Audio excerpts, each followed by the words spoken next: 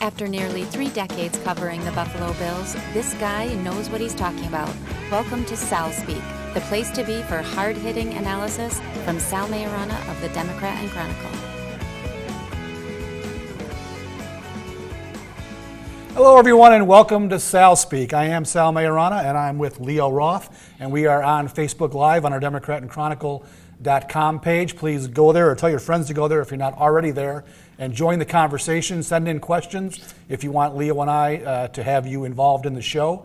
So we'll get it started, Leo, with Bills Raiders this week. Last time we were off last week because of Thanksgiving, and I think since the last time you and I spoke on SalSpeak, the Bills were 5-6, riding a 3-game losing streak, and since then they have at least managed to keep their season alive with 2 pretty good wins. I mean, 2 gritty wins. They weren't pretty in any way, but they went to Cincinnati, beat a team that hasn't been playing well, took care of business, did the same thing at home against, kind of a pretty lousy Jacksonville team, but still a game they had to win. They won. Yeah. Right? So I mean, good for the Bills, right? Good for the Bills. They're doing what they have to do, and now they have to do what nobody expects them to do. Yeah. Well, now it gets a little harder. Go out to Oakland and beat a 9-2 Raiders team that's, rekindling all these memories of the black and gold and Al Davis and hey, what has it been, 50 years since they've won a game out there? They don't play a lot out there. Well, yeah, the Raiders were gone for 20 years too, so it kind of skews that. But yeah, it's been 50 years. Yeah, nobody people keep throwing that out. Oh, you were in high school back then, weren't you? Yeah. Oh boy. I don't know. I like the Raiders. I like their story. I like what they're doing. It's funny how the Raiders are all of a sudden a big measuring stick for the Bills. The Raiders, they haven't been to the playoffs in 13 years. Right. The Bills, 16, of course. 13 years, and and they've had some horrible. They've averaged 11 losses a year. Mm-hmm. That's worse than Buffalo. Actually. Yeah, they've bottomed out a couple times, and the Bills really haven't done that. Yeah, which maybe is the reason why they're coming back up too. Right. They've had higher draft picks because the Bills, that's their problem. They haven't bottomed out, and it is an issue. Which is why some of those years we were, quietly saying, what are they doing here? Don't finish 7-9 again. lose. You want to remain 7-9, 8-8 is finish 7-9 and 8-8. That's what's been happening. So, but hey.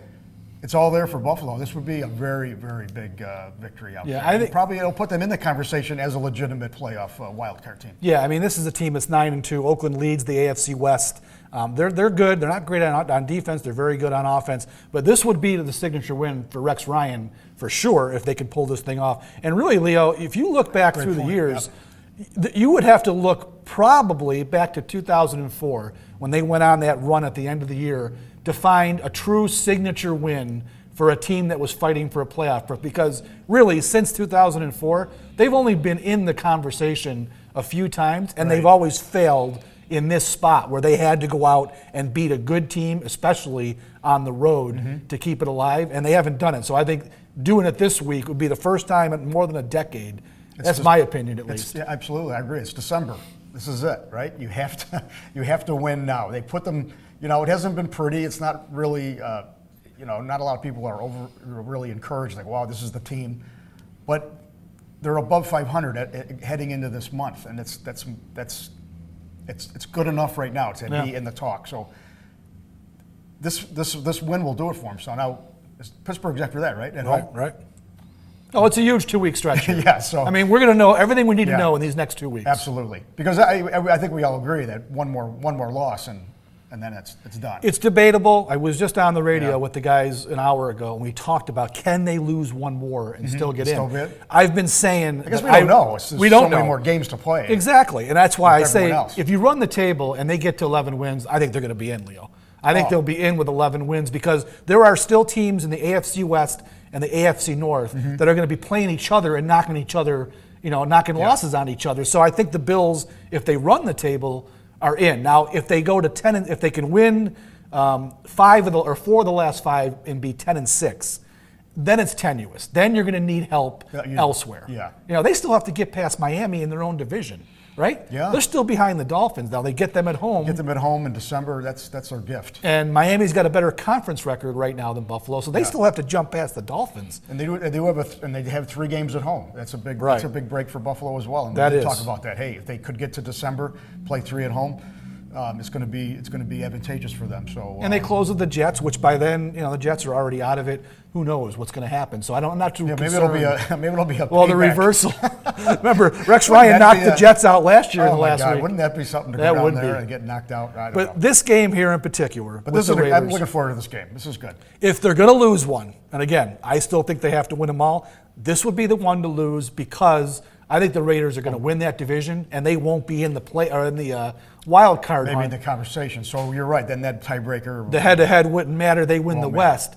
But that West is tough, man. Oh, it is. I don't know. Kansas City's in there too. So San Diego's still involved. Yeah, they're in last place, and they still have a chance to make the playoffs. Yeah, that's a great so division. they could lose this, I guess, technically, next week against Pittsburgh, and we'll talk about it next week on SalSpeak, but that's the one they can't lose because they're in direct competition with the Steelers. But we'll keep it here for this week, and let's talk about a couple things that I wanted to get your opinion on.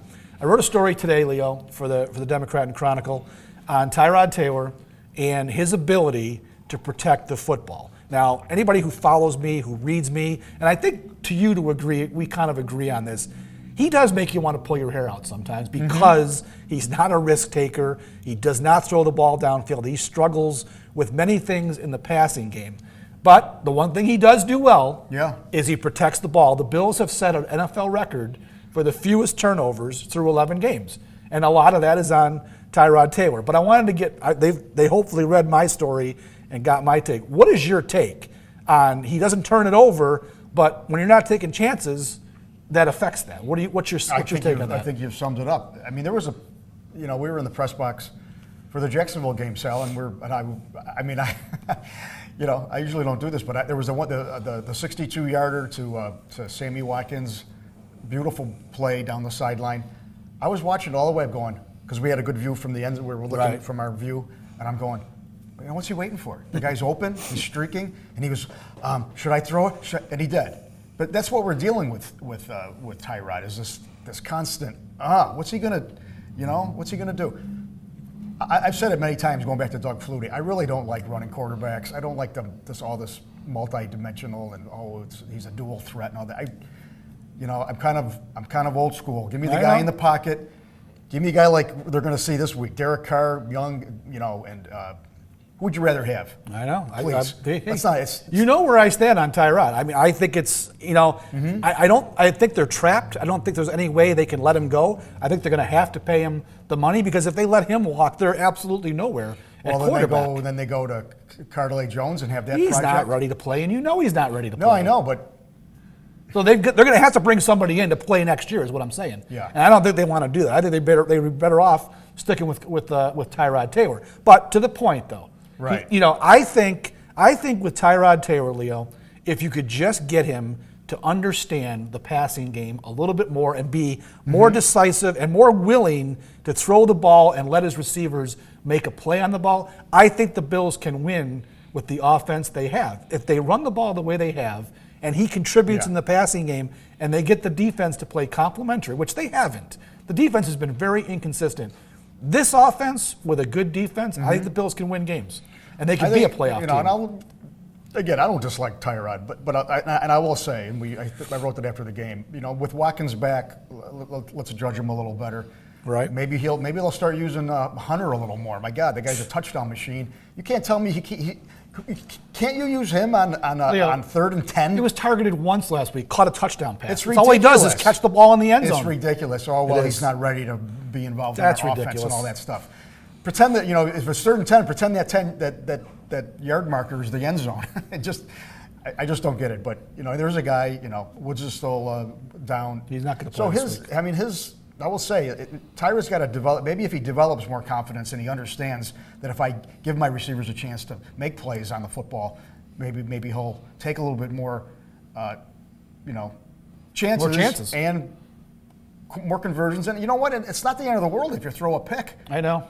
It seems like he's really. I don't know. Yes. I don't know if they're coaching that into him. I don't know if they're saying, "Look, at no cost, can you turn it over?" Look, teams turn the ball over all the time. Of course, and like I said, ball protection's great, but come on. If you have a defense that can play complementary, and if you make a mistake and turn it over, send your defense out there and get the ball back. If the Bills had that, I think they would be in a pretty good spot. There was a play last week, you probably remember, the Charles Clay over the middle.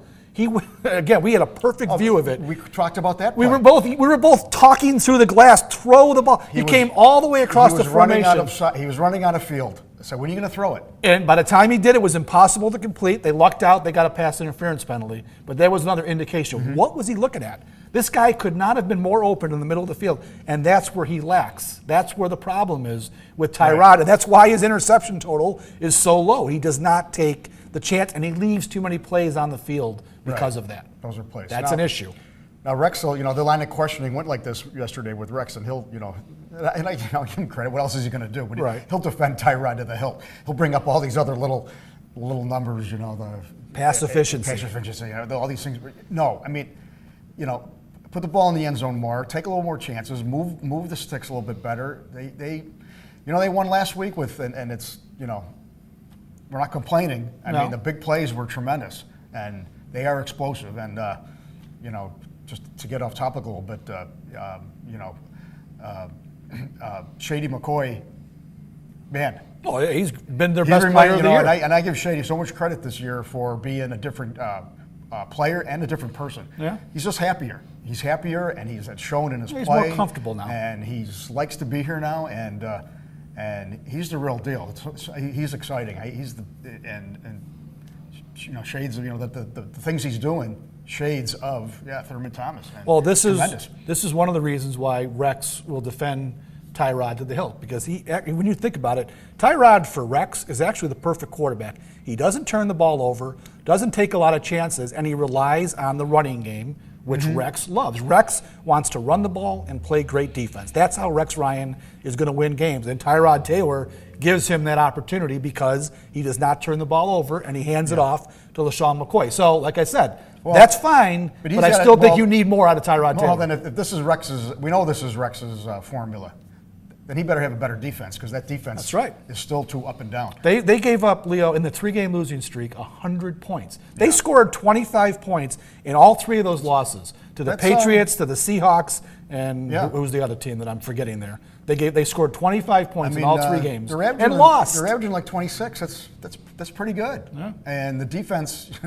is giving up a lot. So, I mean, Rex's formula when he was with the Jets, went to 2 AFC title games. It was this thing, and he went there with Sanchez as a quarterback. So, yeah, you're right. I do agree. He does like this guy that protects the ball and understands the running game and all this. Let's talk about another. That's great, but I don't know. I agree. I want more from the quarterback. I've just seen it. I've just seen the results. I'm not saying I'm Rex Ryan. I want more from the quarterback. I want more. They're dead last in the league in passing. 21st century. They're dead last. They throw the ball like teams threw it in the 70s, for crying out loud. Right. Let's talk about a hot issue again with Chantrell Henderson. He was suspended by the NFL on Tuesday. This time it's a 10-game suspension. It's his second substance abuse suspension, so it's 10. Misses the rest of this season, the first 5 games, if he's still here, of 2017. Leo, I want to get your thoughts on what the Bills should do with this kid, because if it's up to me, I cut bait and move on, because it's clear that whether he's smoking marijuana to battle his Crohn's disease and the uncomfortableness that provides, that's fine, but the rules in the NFL, antiquated as they may be, are that you cannot smoke marijuana. And if he can't understand that, then he can't play in the league, and the Bills are silly to keep him on the roster and keep thinking that they can rely on this kid to play. I'm sorry, it's time to move on. I feel bad for him, but they can't keep doing this. Well, I had a couple issues here, Sal, because we talked about this topic, way back when he got the 4 game. Okay, a little sympathetic. I think my opinion was, this is a unique case. It is. It can be a trend-setting case. And number one, I want to know why him and his agent haven't sued the NFL yet to allow the use of medical marijuana to control not just concussions but this Crohn's disease, which there's casework on it now. The New York State's own medical marijuana law lists Crohn's disease, inflamed bowel, as something that doctors can prescribe patients for. Now, people may not understand it or not, but medical marijuana isn't smoked. Right. You don't get stoned on it and have a freedom to do this. It's an ingestible form. It's in different varieties. So it seems to me that Chantrell Henderson is lighting up, and we're just assuming this. He is. He's lighting up, and he likes it. Yes. So this is where it kind of draws. Maybe this is a reason, and again, this is all speculation because that's what we do here. Right. But it just seems to me that if he was really serious about his illness and his career, he takes this case to the league and should have done it 2 months ago. Yeah, exactly. And instead of the agent crying about, well, no, go and make it happen for the kid. Go do it. This is what it's going to take because the league, it's slow to turn. The league is slow to change. And we can, and I just said it's antiquated. The NFL needs to get on board. How many states now have legalized the use of marijuana, right? I mean, it's silly. The NFL is way behind the curve. The NBA doesn't test for marijuana. Now, say what you want about the NBA and whatever if you don't like that, but their players aren't getting suspended for smoking marijuana. Now, you do other hard drugs, that's a bigger deal. But I think the NFL is really, really kind of stodgy on this. Well, everyone's, there's been a lot of opinions written on it, and you can just do the wink, wink, turn the blind eye, take pot off their list, and just wink, wink, and then maybe that's the way to handle it, without condoning it. But the medical marijuana, it's an evolving topic, and more states are approving its use for that. And I don't know, maybe Sawtrell Henderson, maybe he needs to get cut and go sign with Denver, Washington. But it still won't matter because the NFL will still test for marijuana, whether it's legal there or not. It's not going to change until the NFL changes its policy, and that's not happening anytime soon. I don't even think they can do it until the next CBA is up. That's several years away. So it's not going to change for Sawtrell Henderson. You're right on I don't think at any point soon here. So if I'm the Bills, I'm going to say my point being though, maybe some of these more progressive states and teams. Now a team like Denver, just to use an example, with Colorado being legal, I think maybe that culture out there on that team must be different. They must have this we can't do it openly and everything, but I think just maybe there would be more of a case, or maybe more of a movement and support for But that's not going to solve his case, though, Leo. Yeah. It's not going to solve his case. He's still putting it in his system, but he's still being tested for it, and he's still failing, so he can't do it. Needs to be, somehow somebody's got to, they have to challenge the league on it. Somebody's got to get in his corner. He's got to do it for himself. He's got to hire his own lawyers and do it. I think that's going to happen. This is his career. I think that will happen. This will end up in the courts because this kid's 24 years old. But I will say all this. There's there's all kinds of other medications for Crohn's disease. Which leads us back to a point. I know a couple people in my own family that have it, and it's controlled by medication. Which leads us back to the point. Sawtrell Henderson has always been a stoner. He smoked marijuana in college. He got in trouble for it. Which is why he was a 7th-round pick Exactly. of the Bills. This guy had 1st or 2nd-round talent. He was available to the Bills in the 7th round because I think all NFL teams were afraid of the red flags with his marijuana use. So now, not saying it's a convenient excuse to use marijuana, he's got Crohn's disease. That's very unfortunate. But it almost seems like this kid is using that as an excuse. Well, hey, it's helping me manage my pain. Well, okay, but you also like to smoke pot and get high. So what is really the purpose? And you know that if you smoke pot and get high in the NFL, you can't play. So again, I don't want to charge the kid with anything or question his character, but I think it goes a little bit beyond managing the pain for Crohn's. My opinion, I'm not in his body, but that's what I think. Well, I think the movement too for concussions is going to push that issue more forward than his Crohn's disease, but because that does have some legs already, all the concussion cases and the studies that it helps that as well. So again, there's lots of things that can treat lots of things. So, but this is something that is evolving. They're learning more about the effects of cannabis on a lot of disease. So the NFL just can't sit here anymore. I know I'm just amazing that the lawsuits haven't come. That's all, because isn't that what we do? So. All right, we're going to move on and answer a few questions and talk about a couple of things. Jerry Peluzio wants to know brink of what? We titled this edition of SalSpeak Bills on the Brink, and simply the Bills are on the brink. They need to win, I think, the last 5 games, or they're going to be out of the playoff picture, so they're on the brink of playoff extinction, just to get that straight so you understood it. Okay, I right? understood. They are on the brink, right? We would agree they're on the brink. They've been on the brink since the Seattle game, since they lost in Seattle. They've been on a brink for about a month now, but I think one more loss, to me, just one more loss isn't. Yeah, that's what I think they have to run the table. We're doing a bunch of dumb math and hanging on. It's thus they're on the brink, Jerry, so that explains that. Okay. Johnny Bones wants to know how will we block Khalil Mack? I'm not quite sure how they're going to do that. He will line up most of the time against Jordan Mills, who is the Bills' right tackle and the weak link on the offensive line. Mills had a terrible time in the Jacksonville game. So I kind of asked Mills yesterday, what are you thinking? And this guy a freak? And he goes, yeah, he is a freak, and it's going to be his biggest test of the year. And I also asked Rex, you're not going to leave him alone? And he said, well, no, we're going to have to give him help. So it's going to be Charles Clay probably staying in, which takes him out of the passing game. Not that it matters, I guess. And Jerome Felton will probably be involved. But Khalil Mack, I'm going to write about him today for tomorrow's paper. This kid is the game he had last week, Leo, unbelievable. I mean, Von Miller. It was Tyrod called him a game wrecker, and he is. He could be a game wrecker out there. Yeah, he's Von Miller. He can do it. He's spectacular, and we knew him.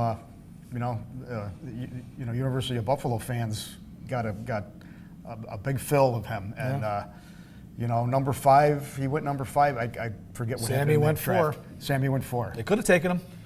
Okay. They made the choice. Well, I guess they couldn't have. They traded up. To get Sammy, so they weren't going to trade up to get Khalil Mack, I guess. But you can always look back at that draft and say, this is my take on that. This is my take on why the Raiders are 9-2 and the Bills are 6-5 and on the brink, because they got their quarterback and they got their defensive game changer. Yep. The Bills, they got a nice quarterback and they got some nice players on D, but they don't have these game changers, premier game changers, elite players at those spots. Agree. Yeah. I agree.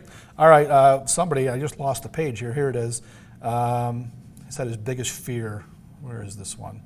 Geez, it popped down there quick.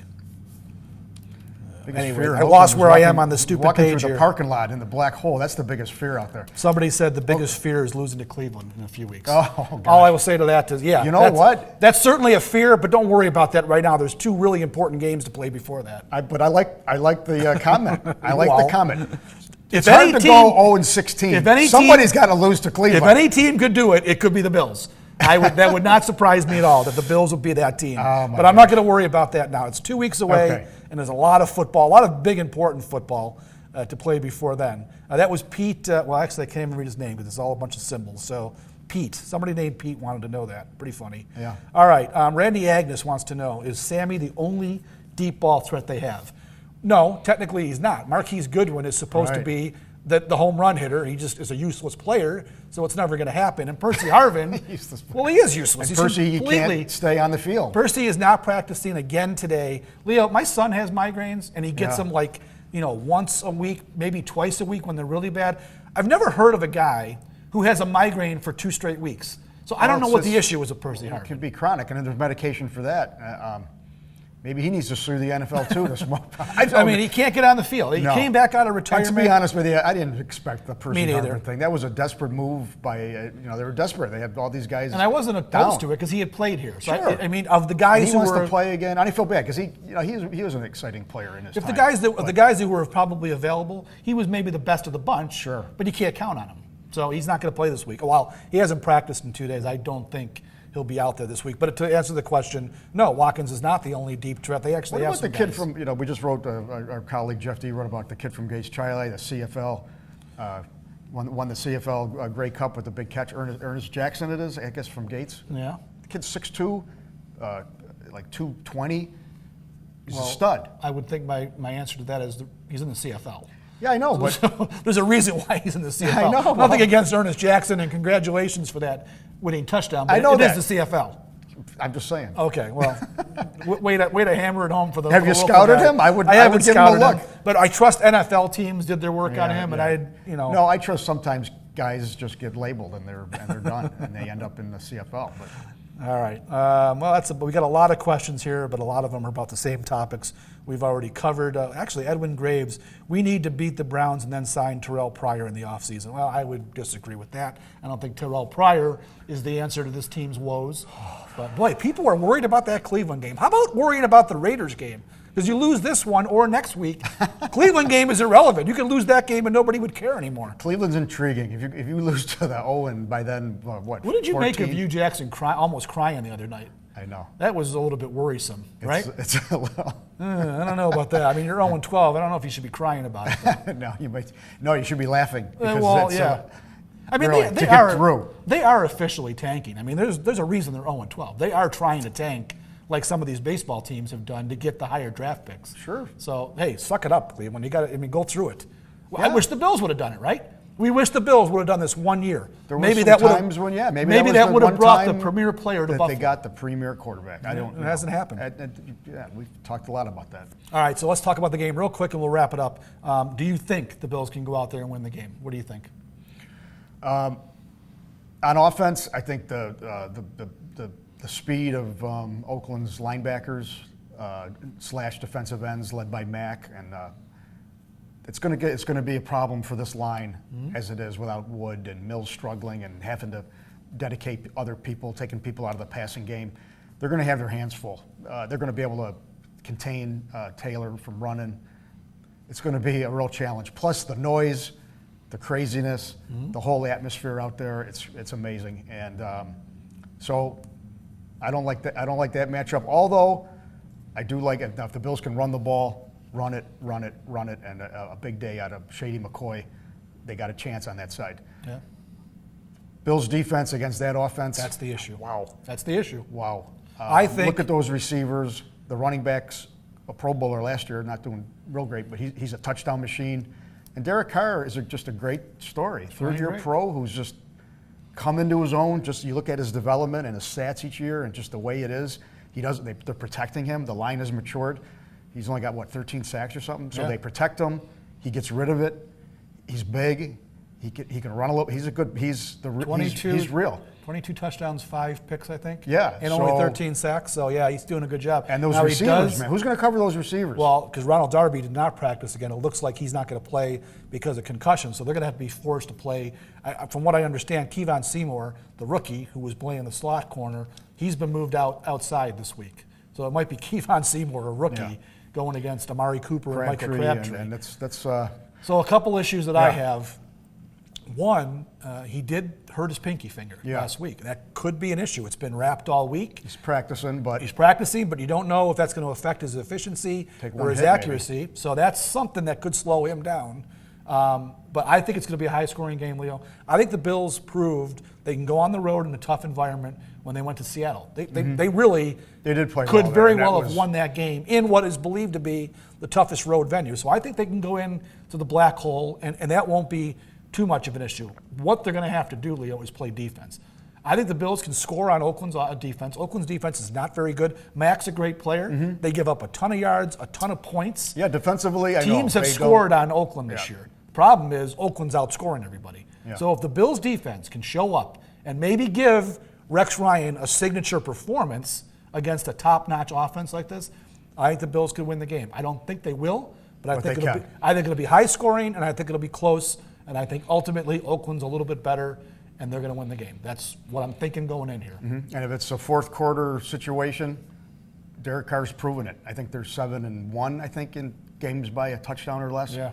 And Tyrod hasn't proven it. Yeah, I think they've got 5 fourth quarter comebacks this year alone. All their games have been pretty close, but they've all been high scoring, and they're pulling them out. All right, that'll do it for this edition of SalSpeak. I want to thank Leo Roth, my comrade in arms, for coming down today, as always. You're welcome, Sal. It was my pleasure. I know it was. And thank the crew here, of course. So we'll be back next week. I think we're back next week, right? It's a normal week. So next Thursday, return right here, DemocratandChronicle.com. You can listen to the podcast version of the show on iTunes. Just type in SalSpeak, and every podcast that I do is right there. So for Leo Roth, I am Sal. Have a great week, and we'll talk to you next week after the Raiders game.